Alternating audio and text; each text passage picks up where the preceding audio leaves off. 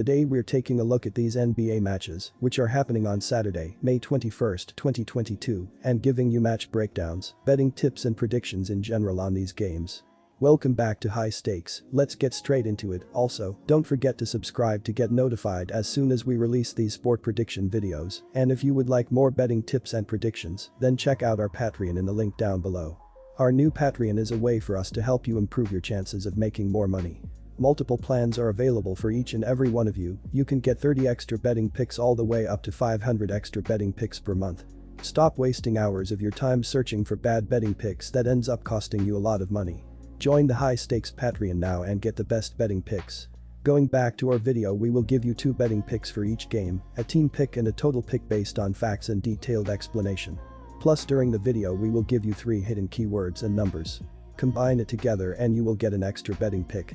So make sure to watch our videos till the end so you don't miss any of our picks. Boston Celtics vs Miami Heat. Our team pick is Boston Celtics minus 6.5 points. And here is why. The Heat look like they didn't even belong on the same court as the Celtics in Game 2, and to make matters worse, it was at the FTX Arena in Miami. If things got ugly in South Beach, there's a chance things could get downright grotesque at the TD Garden. Miami can't forget about winning if they can't contest Boston's ridiculous 3-point shooting. You aren't going to win many games at this level when you're giving up 20 buckets from beyond the arc at a 50% clip. It's pretty crazy that the availability of the old guys could mean the difference between winning and losing for the Heat on Saturday night. Kyle Lowry and PJ Tucker both made the trip to Boston and are listed as questionable to play in Game 3. The Miami Heat are averaging 107.5 points on 46.4% shooting and allowing 100.5 points on 44.8% shooting. Jimmy Butler is averaging 29.8 points and 7.6 rebounds, while Tyler Herro is averaging 13.9 points and 4.3 rebounds. Bam Adebayo is the third double-digit scorer and Max Strus is grabbing 4.4 rebounds. The Miami Heat are shooting 32% from beyond the arc and 80.5% from the free throw line. The Miami Heat are allowing 34.6% shooting from deep and are grabbing 41.2 rebounds per game. Our first hidden word is Jimmy Butler. The Celtics look like a completely different team with Al Horford and Marcus Smart back on the floor. They were more effective defensively and the offensive shooting was out of this world. Smart knocked down a team-high 5 3-pointers to sing the Heat's lullaby with a 127-102 victory. No one is expecting the Celtics to hit 23-pointers in back-to-back games, but they do need to continue stepping up and knocking down big shots to keep the pressure on the Heat. This Miami team isn't built to be playing from behind. The team is only averaging 108.4 points on the road and 45.7% shooting. It doesn't take long for a hill to turn into a mountain for them. The Boston Celtics rolled into the FTX Arena and kicked their feet up in comfort in the Heat's home building. And they managed to do so with their starting roster intact and back on the floor after missing Game 1 of this series. Meanwhile, the Heat aren't even sure if Kyle Lowry or PJ Tucker will be healthy enough to play on Saturday. We're only 2 games into the series, and even though things are tied, it looks like the Heat are in over their head. The same Boston team that knocked off the Brooklyn Nets and defending champion Milwaukee Bucks reared its ugly head on Thursday night, and there was nothing, and I mean absolutely nothing, Miami could do about it. One of the biggest disadvantages for the Heat in this series is their inability to keep up on the offensive end of the floor. Sure, they can get hot as they did in the series opener, but those moments are few and far in between for a team that relies mostly on defense to win games. It's also a Heat team that didn't have to face the juggernaut that is a healthy Celtics team. At the end of the day, Jimmy Butler doesn't have the supporting cast to keep pace with these Celtics. Should you really trust Tyler Herro, Bam Adebayo and Max Strus over Jaylen Brown, Marcus Smart and Al Horford at this point? Our total pick is over 208. And here is why. But before we continue, our second keyword is over 1.5. Don't forget to keep watching our video till the end so you can find our third keyword and unlock an extra pick. The Boston Celtics are averaging 109.8 points on 45.9% shooting and allowing 103.1 points on 44.7% shooting. Jason Tatum is averaging 28.2 points and 5.8 rebounds, while Jaylen Brown is averaging 22.5 points and 3.7 assists. Marcus Smart is the third double-digit scorer and Al Horford is grabbing 8.8 rebounds. Miami struggled from the get-go as much as Jimmy Butler tried to carry the Heat on his back. TD Garden will play host to Game 3 of the Eastern Conference Finals between the Miami Heat and the Boston Celtics on Saturday night.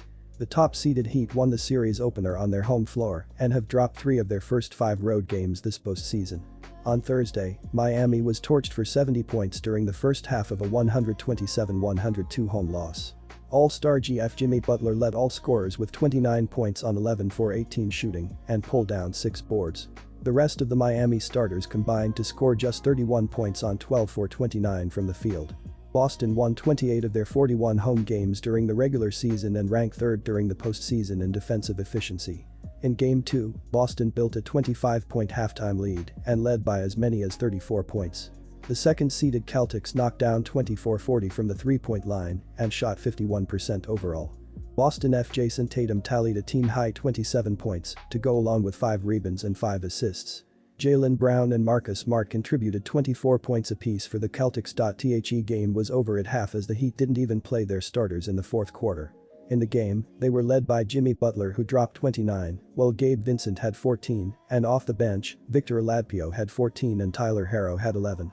No other player had double-digit points for the Heat. The Heat finished the year atop the Eastern Conference as they went 53-29, including going 24-17 on the road and 29-12 against Eastern Conference teams. Miami has been led by Butler in the playoffs as he's averaging 29.8 ppg, while Herro is averaging 13.9 and Bam Adebayo is chipping in with 13.6. The Heat are shooting 46.4% from the field and 32% from 3 in the playoffs. Tucker's defense and the tenacity he plays with on the floor would be greatly missed. Meanwhile, it's Lowry's veteran leadership, along with his scoring and facilitating, that the Heat truly need right now. They can't keep pace with the Celtics on the scoreboard. So much has been dependent on their defense to even hang around in these games. This is going to be a quick series if players like Tyler Herro and Max Strus can't consistently bring points to the party to go along with Jimmy Butler's offense. The Boston Celtics are shooting 37.7% from beyond the arc and 80.8% from the free throw line. The Boston Celtics are allowing 32.6% shooting from deep and are grabbing 41.2 rebounds per game. In Game 2, as Boston was healthy again, they proved they are the better team and have too many weapons for Miami to defend. Our third keyword is threes. The Celtics were able to use Tatum, Brown, Smart, and Horford effectively, while they were also able to limit the chances of Miami's secondary scores. It seemed like Boston was willing to let Butler get his points, and if they keep to that same game plan on Saturday at home, lay the points on the Celtics at home. Boston is shooting well, as in Game 2 they shot 51.2% from the field and 50% from 3, which will likely decrease. Even if they miss a few more shots, their offense started to click, so take Boston at home -6 to get a 2-1 series lead.